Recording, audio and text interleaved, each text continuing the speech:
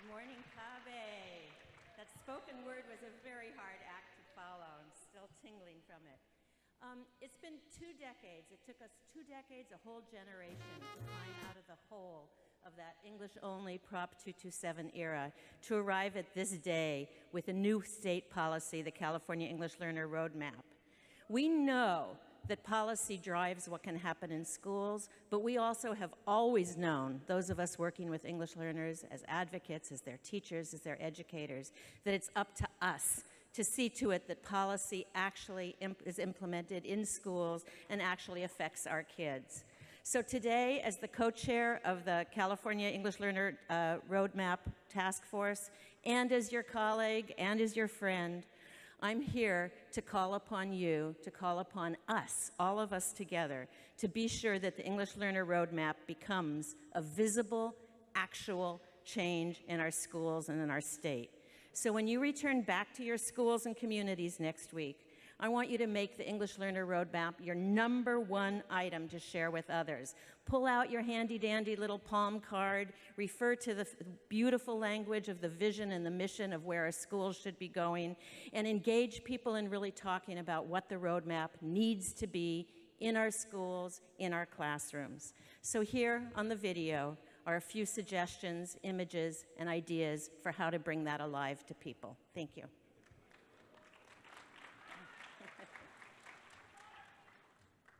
The English Learner Roadmap is part and parcel of, and a response to, a whole shift in California. Californians are waking up and speaking out in many different ways about how much we value our diversity, how much the linguistic diversity in our state means to us, and about our need to stand together and stand for and with each other. In November a year ago, when the voters passed Proposition 58, it was a statement by the vast majority of voters in every county of the state saying, we want our children to have the skills of proficiency in multiple languages. We want our schools to be places that provide that opportunity for students because we know that biliteracy is important. We know this is a multiliterate world and that we want our children to be part of it. The English Learner Roadmap can best be understood as part and parcel of that larger movement and that sea change in California.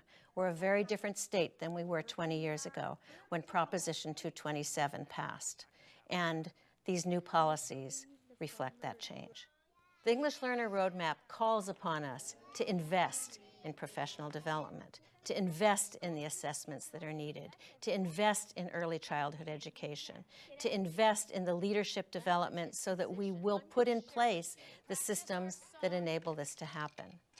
Think of all the powerful knowledge you have about the 2 languages and how many things we were able to talk about right there already. If we don't heed that policy, if we don't make those investments, it ends up just being pretty words on a page.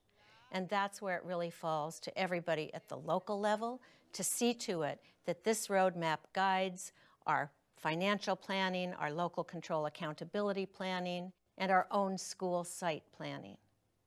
A policy is a policy. It is a statement of what's supposed to happen, and it's a statement of the system.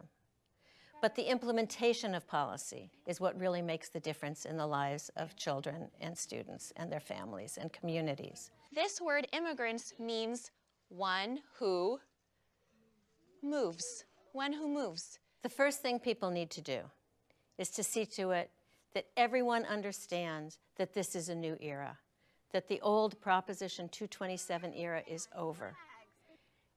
We need to understand and make known to everybody that this is an era that is about embracing the languages and the cultures children bring and providing all of our students, to the extent we can, with opportunities to develop proficiency in 2 or more languages.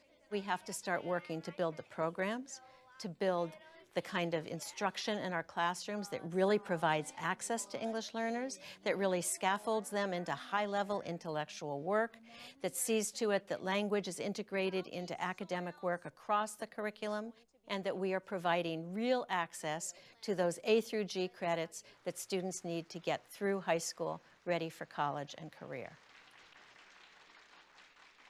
It always takes a while for schools to catch up with new policies.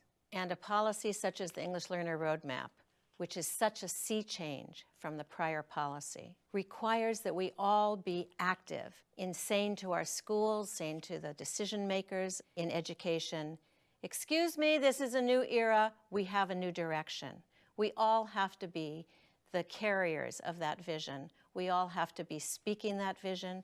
We all have to be seen to it and insisting that our schools make the change, because this is the direction that'll take our state where we want to go. This is the direction that'll get our students where they need to go.